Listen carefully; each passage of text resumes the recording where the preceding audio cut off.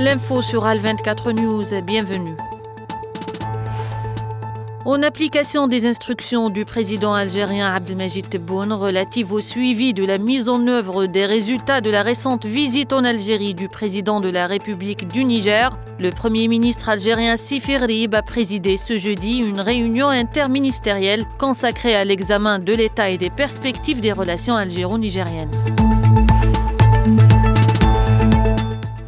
Une cinquantaine de journalistes palestiniens détenus dans des prisons de l'occupation sioniste entre octobre 2023 et janvier 2026 ont affirmé avoir subi des traitements dégradants, notamment des violences physiques et des négligences médicales, selon un rapport du Comité pour la protection des journalistes rendu public aujourd'hui. L'ONG insiste sur l'ampleur et la cohérence de ces témoignages et appelle la communauté internationale à agir.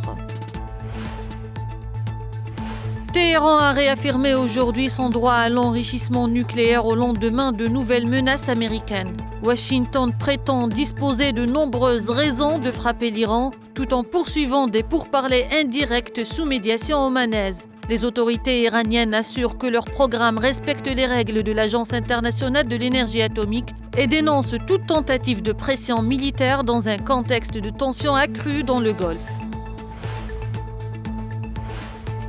La mission indépendante de l'ONU sur le Soudan a dénoncé des actes de génocide commis par les forces de soutien rapide à El Fasher au Darfour. Selon son rapport, des meurtres ciblés sur des bases ethniques, des violences sexuelles et des destructions systématiques ont été documentés. L'offensive des forces de soutien rapide aurait fait des milliers de morts. L'ONU évoque la pire crise humanitaire au monde. Nous arrivons à la fin de cette édition. Merci de l'avoir suivi.